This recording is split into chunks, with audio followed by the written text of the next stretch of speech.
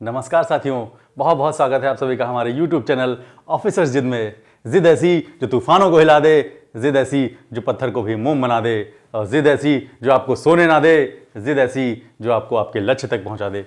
दोस्तों, इसी जुनून, इसी जज्बे के साथ, इसी जिद के साथ आज हम स्टार्ट करने वाले हैं अपना टॉपिक संसदीय शासन प्रणाली। क्या होती है संसदीय शासन प्रणाली?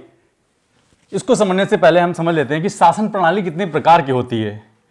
तो अगर हम शासन प्रणाली की बात करें तो कई सारे देशों में कुछ प्रणाली लागू है और हमारे देश में कुछ प्रणाली लागू है। एक होती है अध्यक्षात्मक शासन प्रणाली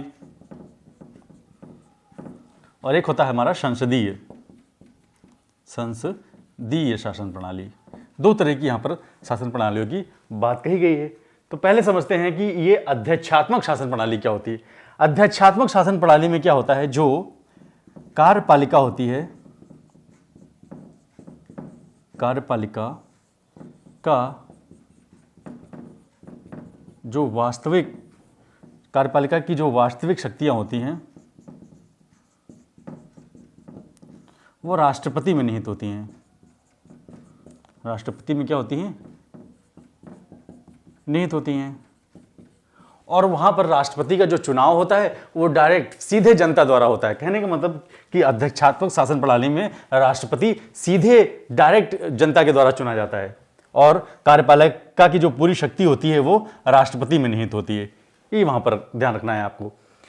अगला है संसदीय शासन प्रणाली। संसदीय शासन प्रणाली में क्या होता है, जो हमारा कार्यपालिका की वास्तविक शक्ति होती है वो राष्ट्रपति में निहित नहीं होती है, जबकि वहां की जो मंत्री परिषद होती है, कौन होती है? मंत्री परिषद, उसमें निहित होती है। और जो राष्ट्रपति होता है वो कार्यपालिका का नाम मात्र क्या होता है? शासक होता है। उसके अंदर शक्तियां नहीं होती हैं। शक्तियां किसके अंदर होती हैं? वास्तविक शक्तियां होती हैं मंत्री परिषद। या कहने का मतलब अगर कोई निर्णय लेना है, कोई रूल बनाना है, कोई विधि बनानी है, तो निर्णय कौन लेगा? डायरेक्ट रूप से मंत्री परिषद लेगी, ना कि राष्ट्रपति लेगा। ठीक है। तो संसदीय शासन प्रणाली में, और ये जो मंत्री परिषद होती है सामूहिक रूप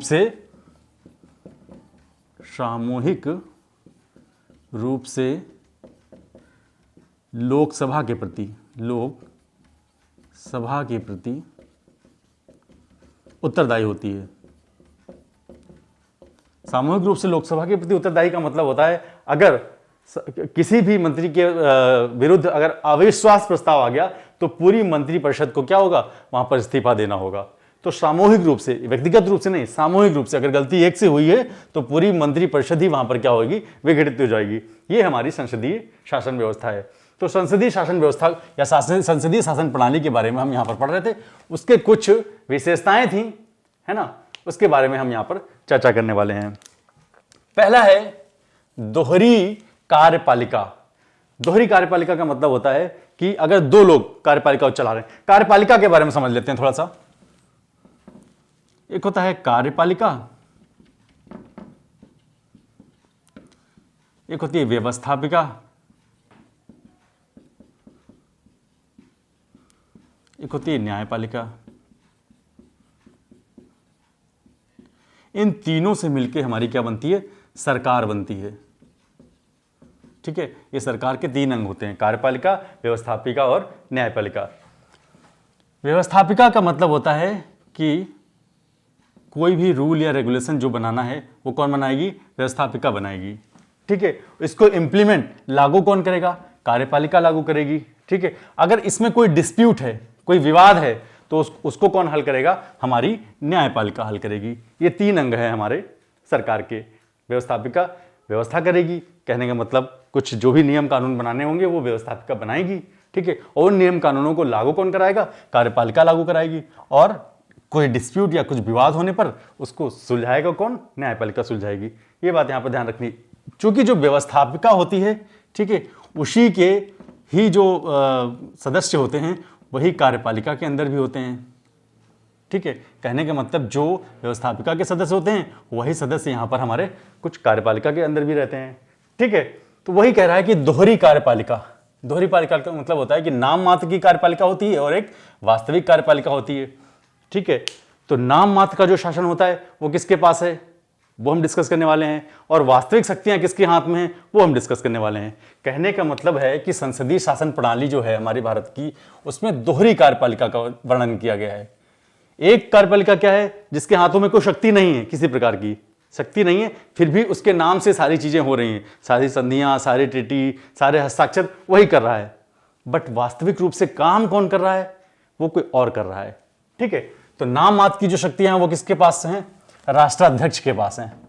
राष्ट्राध्यक्ष, राष्ट्राध्यक्ष कौन है? हमारा राष्ट्रपति है। ठीक है, ये नाम मात्र का शासन, सारे काम इसके नाम से होंगे। अगर मान लीजिए कोई व्यवस्थापिका है, ठीक है, कोई विधेयक पास करती है संसद में, ठीक है, सारा काम इसने किया, मतदान इसने किया, विधेयक पास कर दिया, सिर्फ और सिर्फ क्या करेगा? राष्ट्रपति साइन कर देगा, हस्ताक्षर कर देगा। हस्ताक्षर कर दिया तो तुरंत वो विधेयक क्या बन जाएगा? कानून बन जाएगा। ठीक है, तो इसके पास सिर्फ और सिर्फ नाम मात्र का, कहने का मतलब है नाम मात्र का इसके पास शक्तियां हैं, वास्तविक शक्तियां इसके पास नहीं है। वास्तविक शक्ति किसके पास है? वास्तविक शक्ति जो है वो जो वहां की चुनी गई मंत्री परिषद है। कौन है? मंत्री परिषद, मंत्री परिषद है, उसके पास वास्तविक शक्तियां हैं। और मंत्री परिषद का जो मुखिया होता है वो कौन होता है? ये प्रधानमंत्री होता है, प्रधानमंत्री। तो इनडायरेक्ट रूप से हम कह सकते हैं कि जो वास्तविक शक्तियां किसके पास हैं? भारत के प्रधानमंत्री के पास है।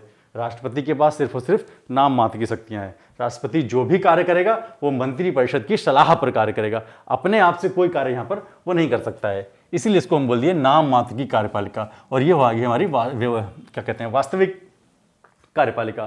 तो दोहरी कार्यपालिका का मतलब यही हो गया कि एक नाम मात्र की कार्यपालिका होगी और एक होगी हमारी वास्तविक कार्यपालिका।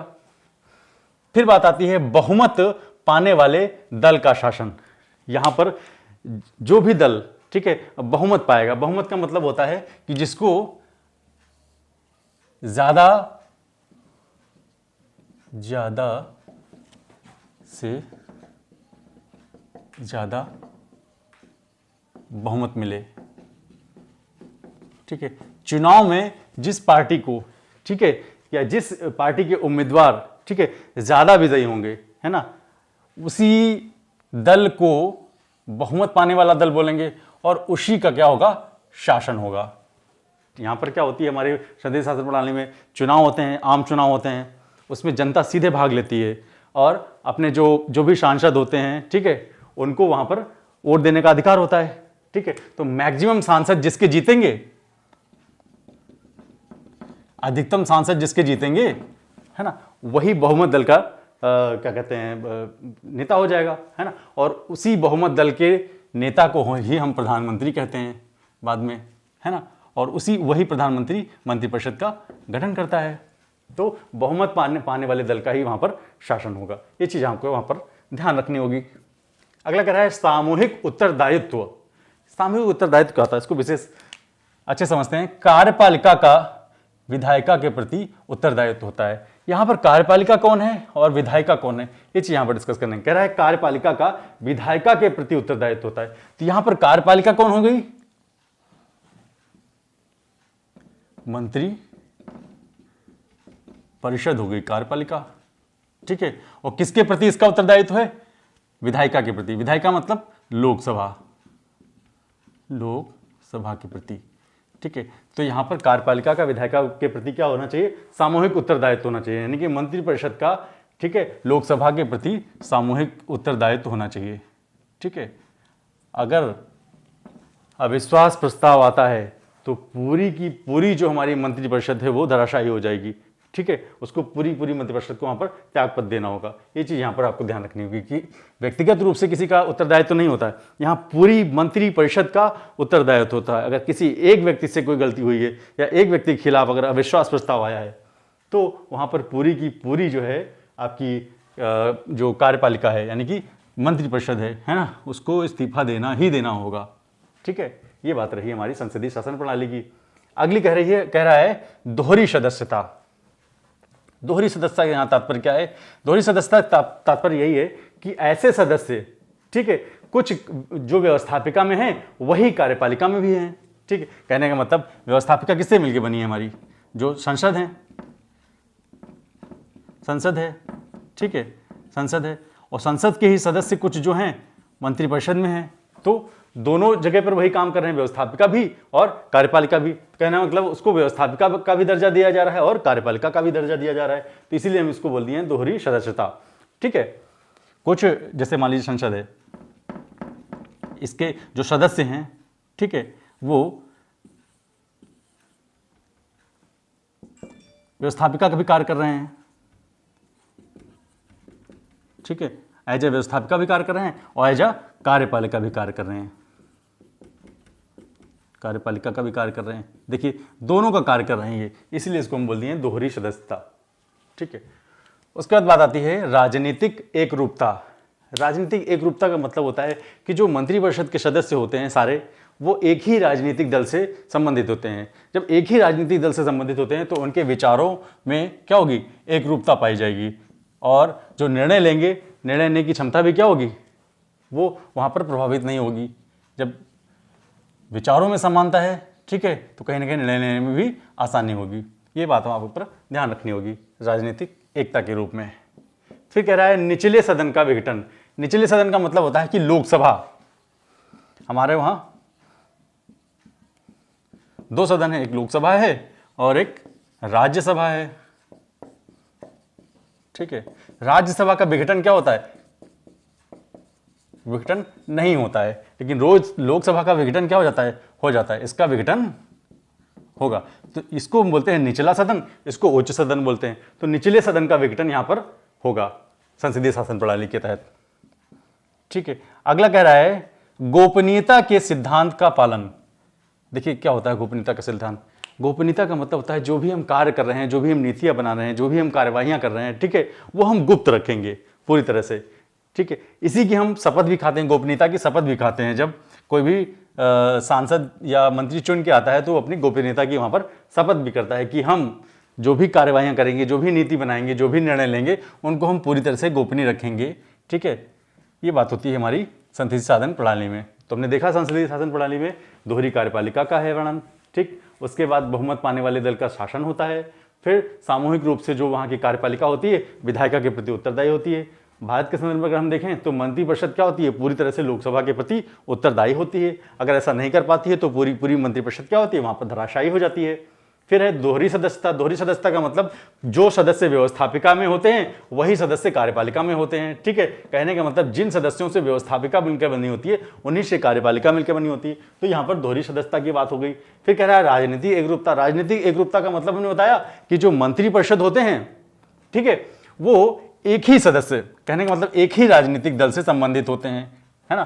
तो उनके वहां पर विचारों में कोई विभिन्नता नहीं आती, भेद वो मतलब उनके जो विचार होते हैं, ठीक है, आपस में टकराते नहीं हैं, ये कह सकते हैं आप वहां पर।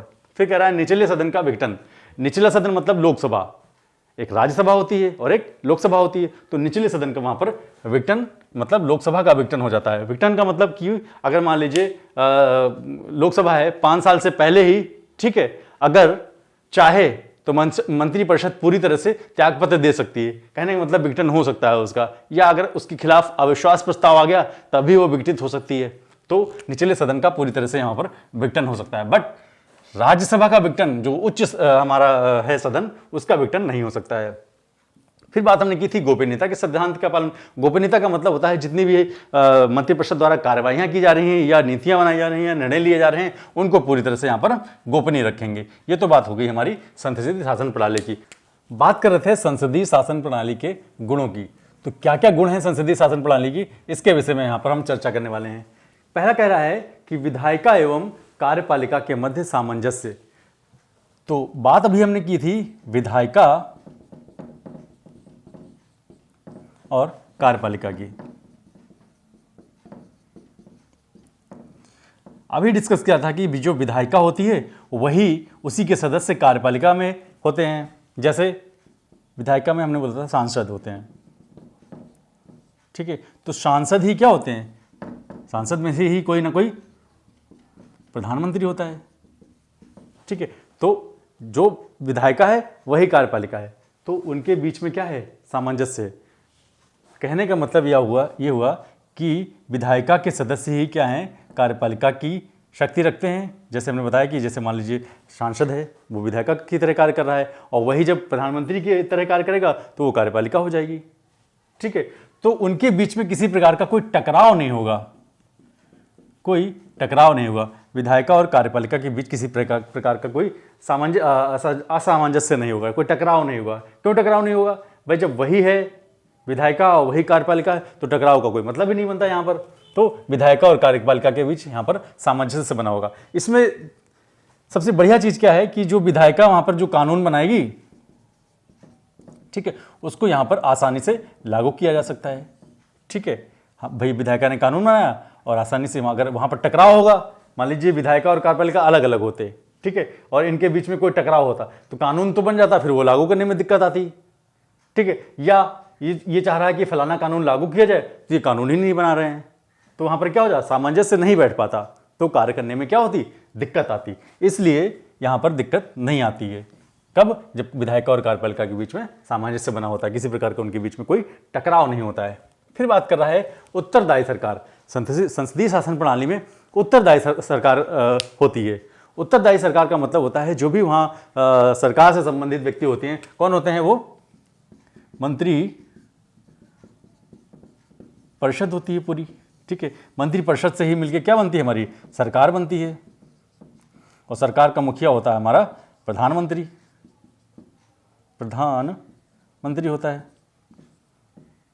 ठीक है, तो कहने का मतलब ये जो मंत्री परिषद होती है पूरी तरह से उत्तरदायी होती है किसके प्रति? लोकसभा के प्रति। लोकसभा के प्रति। ठीक है, अगर लोकसभा विघटित हुई तो पूरी पूरी मंत्रिपरिषद विघटित हो जाएगी। अगर किसी एक मंत्री के प्रति कोई अविश्वास प्रस्ताव आ गया किसी एक के प्रति, तो पूरी की पूरी मंत्रिपरिषद वहां पर अपना वर्चस्व, अपना वजूद खो देगी। ठीक है, तो ये बात यहां पर है, क्या है? उत्तरदायी सरकार की। ठीक है, और ये लोकसभा के प्रति पूरी तरह से उत्तरदायी होती है। फिर बात कर रहा है निरंकुशता का प्रतिषेध। निरंकुशता का मतलब होता है अगर शक्ति का केंद्र किसी एक व्यक्ति के हाथ में हो, ठीक है, तो वो निरंकुश हो सकता है। जैसे आपने सुना होगा कि जो उत्तर कोरिया का शासक है किम जोंग यूंग, ठीक है, वो पूरी तरह से क्या है? निरंकुश है। वो जो कहता है वही रूल है, वही रेगुलेशन है। उसने कह दिया कि ये आम की पेड़ में इमली लगी है तो भाई साहब वो इमली ही है, भले से पेड़ आमे का हो, है ना। तो वहां पर क्या है? पूरी तरह से निरंकुशता है ना, तानाशाही है। लेकिन यहां पर क्या है? निरंकुशता नहीं है। क्यों? क्योंकि शक्ति का जो केंद्र है किसी एक हाथ में नहीं है, वो पूरी की पूरी शक्ति किसके हाथ में है? मंत्रिपरिषद के हाथ में है। ठीक है, पूरी की पूरी मंत्रिपरिषद के हाथ में है। पूरी की पूरी मंत्रिपरिषद जो सलाह करेगी वही माना जाएगा वहां पर। ठीक है, हाँ वो बात अलग है कि एक यहां पर कैबिनेट की बात आती है। कैबिनेट मंत्री होते हैं जिसको हम मंत्रिमंडल बोलते हैं, मंत्रिमंडल बोलते हैं। ठीक है, और एक होता है हमारा मंत्रिपरिषद। मंत्रिपरिषद का मतलब होता है जितने भी मंत्री हैं सारे वो मंत्रिपरिषद के अंदर आ जाएंगे। कहने का मतलब सारे के सारे मंत्री मंत्रिपरिषद के अंदर आ गए। और कुछ क्रीम टाइप के मंत्री, ठीक है, क्रीम टाइप मतलब जिनका विशेष महत्व है, विशेष महत्व है। ठीक है, उच्च दर्जे के जो मंत्री होंगे उनको हमने यहां पर कैबिनेट मंत्री बोल दिया, कैबिनेट मंत्री। ठीक है, तो कहीं ना कहीं कैबिनेट मंत्री जो भी डिसीजन लेंगे वही वो सारी मंत्रिपरिषद इसे मान लेगी। क्यों भाई? कहा कि ये क्रीम मंत्री हैं, ठीक है, ये विशेष मंत्री हैं, इन्होंने जो कह दिया वही सारी चीजें लागू हो जाएंगी।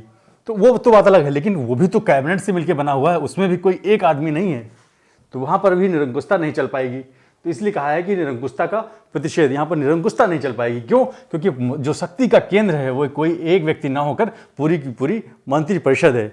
और अगर वो जो पूरी की पूरी मंत्रिपरिषद है वो पूरी लोकसभा के प्रति उत्तरदायी होगी। ठीक है, लोकसभा के प्रति हमारी वहां पर उत्तरदायी होगी।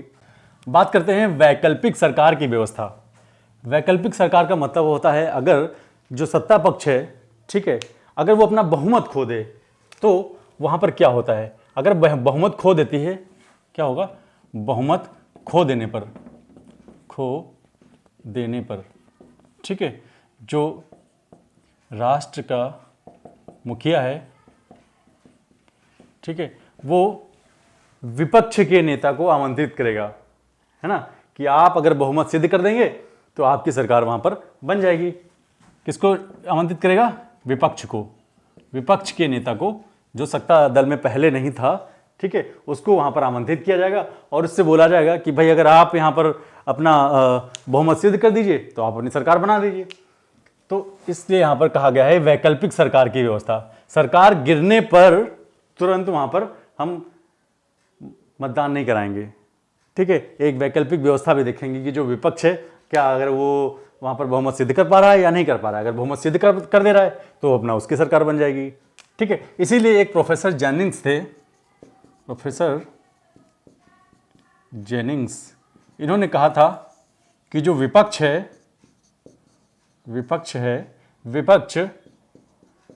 वैकल्पिक प्रधानमंत्री होता है, या विपक्ष का जो नेता होता है, विपक्ष का नेता वैकल्पिक प्रधानमंत्री होता है, ठीक है। ये बात प्रोफेसर जेनिंग्स ने इसी चीज को आधार लेकर कहा था कि मान लीजिए कभी सरकार गिरती है तो विपक्ष के नेता को एक मौका दिया जाएगा वहां पर सरकार बनाने का, ठीक है। अगली बात आती है यहां पर व्यापक प्रतिनिधित्व।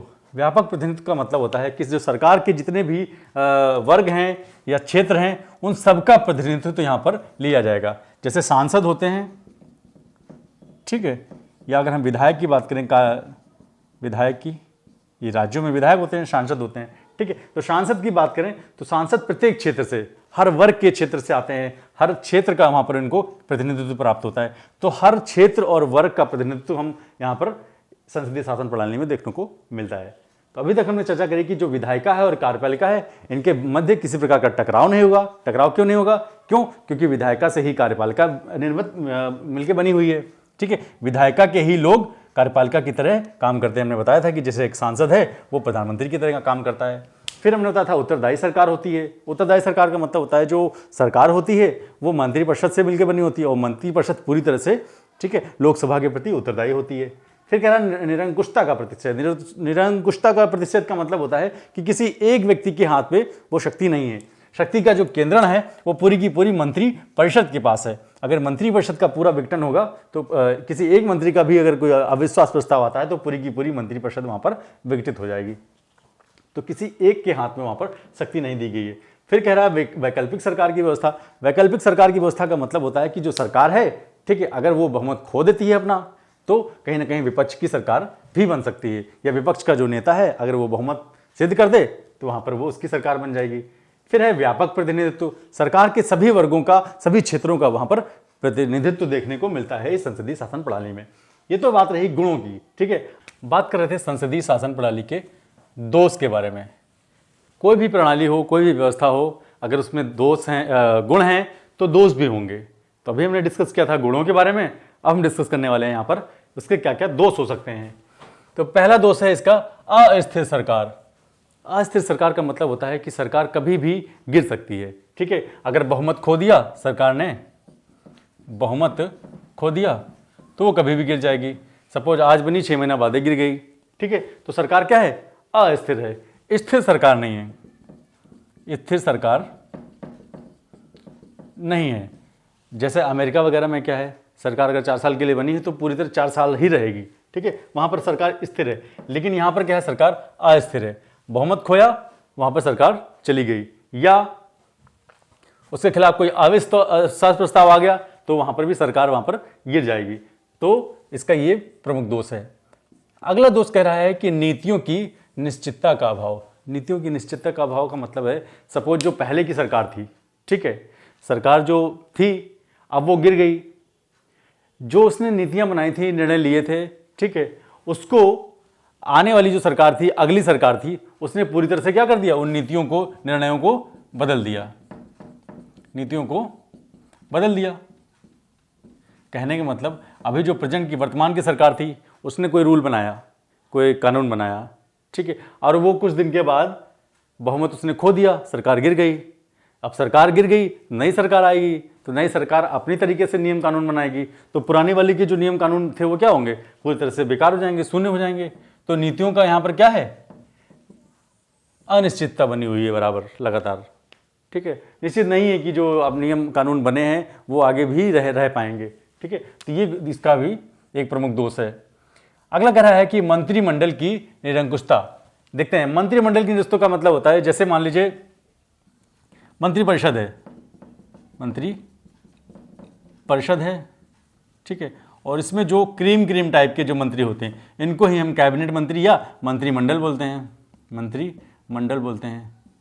चूंकि सरकार में इनका वर्चस्व क्या होता है, बहुत ज़्यादा होता है इन क्रीम वाले मंत्री को, जिसको हम कैबिनेट मंत्री बोलते हैं, कैबिनेट मंत्री बोलते हैं। इन कैबिनेट मंत्रियों का जो सरकार में क्या होता है, ये पकड़ होती है, अच्छी पकड़ होती है, कहने का मतलब इनका वर्चस्व होता है सरकार में, ठीक है। जो क्रीम टाइप के नेता होते हैं वो यहाँ पर कैबिनेट मंत्री बनते हैं, ठीक है। तो जो भी निर्णय, जो भी कह सकते हो विधियां बनाई जाएंगी, कानून बनाए जाएंगे, वो कहीं ना कहीं इन्हीं कैबिनेट मंत्रियों की ही सलाह पर बन जाती हैं। बाकी हम देखें तो मंत्रिपरिषद को कहीं ना कहीं वहाँ पर नेगलेक्ट कर सकते हैं, तो कैबिनेट की वहाँ पर क्या होती है, कहीं ना कहीं निरंकुशता होती है, ठीक है। जो चाहेंगे वो वहाँ पर करवा लेंगे, जो चाहेंगे वो अपनी बात वहाँ पर मनवा लेंगे कैबिनेट मंत्री, ठीक है। तो इसीलिए कह रहा है कि जो मंत्रिमंडल है वहाँ पर उनकी निरंकुशता होती है। फिर कह रहा है शक्ति पृथक्करण के विरुद्ध। क्या होता है शक्ति पृथक्करण? हमारे वहाँ देखिए क्या है, कार्यपालिका है, ठीक है, और व्यवस्थापिका है, ठीक है, और एक है न्यायपालिका। चूंकि व्यवस्थापिका के ही सदस्य कार्यपालिका की तरह कार्य करते हैं और कार्यपालिका के सदस्य व्यवस्थापिका की तरह कार्य करते हैं, तो इन दोनों में क्या है, किसी प्रकार का कोई अंतर नहीं है। अंतर ना होने की वजह से, ठीक है, इसमें जो शक्तियों का पृथक्करण है वो नहीं है, ठीक है। अगर मान लीजिए जो कानून बना वो पूरी तरह से क्या हो जाएगा, तुरंत लागू हो जाएगा, चाहे वो अच्छा हो चाहे खराब हो, चाहे उसमें कोई किसी प्रकार का कोई दोष ही हो। मान लीजिए व्यवस्थापिका ने किसी प्रकार का कोई ऐसा कानून बनाया जिसमें बहुत सारे दोष थे, ठीक है, क्योंकि व्यवस्थापिका के ही सदस्य क्या हैं, कार्यपालिका की तरह कार्य कर रहे हैं, तो भैया चाहे वो गुण हो चाहे दोष हो, उससे नहीं मतलब है, वो पूरी तरह से क्या कर देंगे, लागू कर देंगे, ठीक है, कार्यपालिका। तो इसीलिए कह रहा है कि शक्ति पृथक्करण के ये विरुद्ध है, जब दोनों की शक्तियां क्या हैं, एक जैसी है। अब सपोज ये दोनों अलग अलग होते, कार्यपालिका अलग होती, व्यवस्थापिका अलग होती, चूंकि व्यवस्थापिका जो कोई भी कार्य बनाती, जो भी कोई नियम बनाती, कानून बनाती, अगर उसमें कोई किसी प्रकार का दोष होता तो कार्यपालिका उसको टोक सकती थी, रोक सकती थी, ठीक है, उसके विरुद्ध जा सकती थी। लेकिन यहां पर क्या है, दोनों एक ही हैं, तो किसी प्रकार का कोई भाई रोक टोक ही नहीं है, किसी प्रकार का कोई विभेद ही नहीं है, किसी प्रकार का कोई प्रतिषेध ही नहीं है, ठीक है। तो यहां पर इसीलिए कह रहा है शक्ति पृथक्करण का क्या है, विरोध।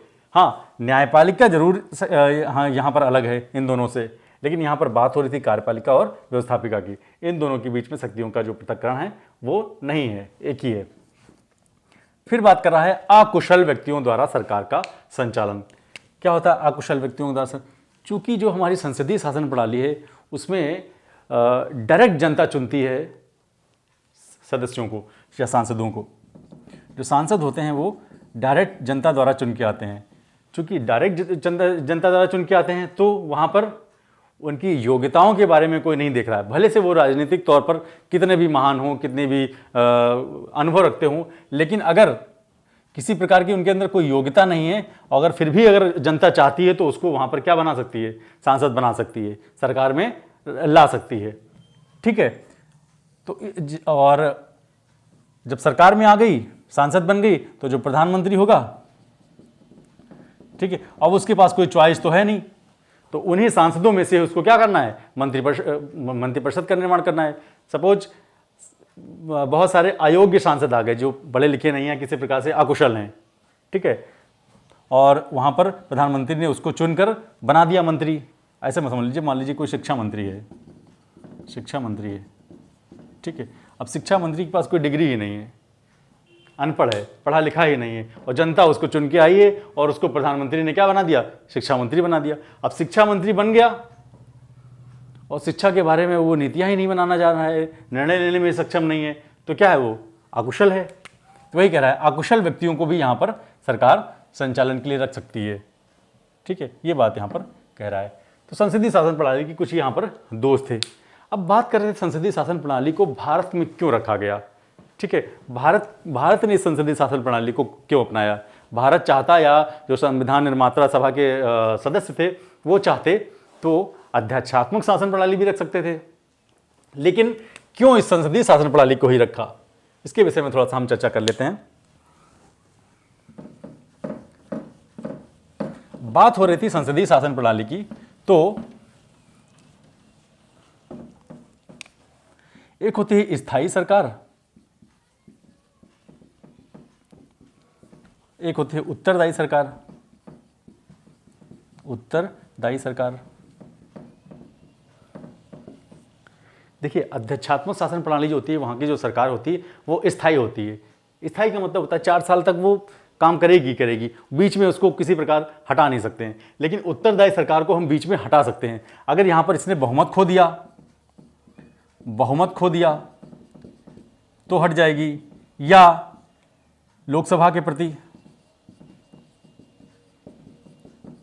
उत्तरदायित्व नहीं दिखा पाया तो खो देगी, या अविश्वास प्रस्ताव आ गया इसके खिलाफ।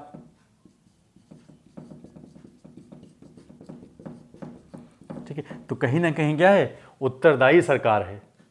तो लोगों ने कहा कि पहले अंग्रेजों का शासन था यहां पर, ठीक है, तो अंग्रेज क्या थे, एज अ स्थायी सरकार की तरह काम कर रहे थे। ठीक है, उनकी नीतियां या निर्णय कुछ भी हों, हैं, जितने समय के लिए वो सरकार है वो उतने समय के लिए ही बनेगी। लेकिन यहां पर क्या कहा कि हम उत्तरदायी सरकार के लिए ही प्रयास तो कर रहे थे। ऐसी सरकार होनी चाहिए जो जनता के प्रति क्या हो, उत्तरदायी हो, है ना, उसमें किसी प्रकार का कोई निरंकुशता ना हो।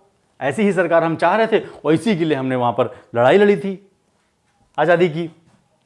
तो उसी क्रम में इन्होंने कहा कि हम भले से सरकार स्थायी ना रहे, लेकिन उत्तरदायी सरकार जरूर होनी चाहिए।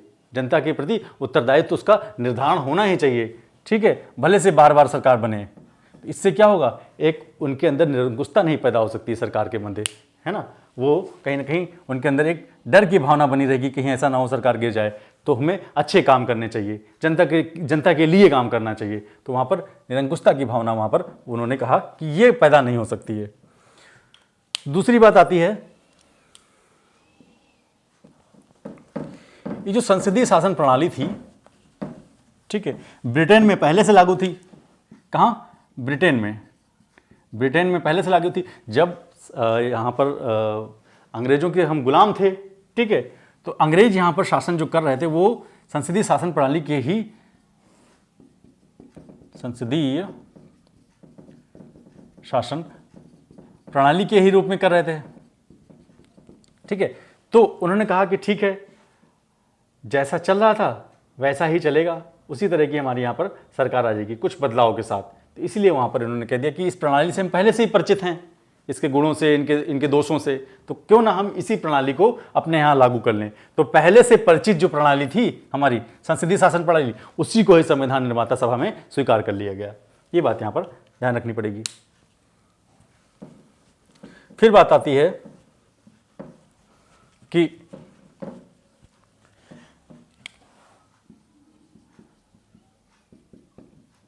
व्यवस्थापिका कार्यपालिका, दो चीजें हैं, व्यवस्थापिका और कार्यपालिका। इन्होंने कहा व्यवस्थापिका के सदस्य भी कार्यपालिका तरह कार्य कर रहे हैं, तो इनके बीच में किसी प्रकार का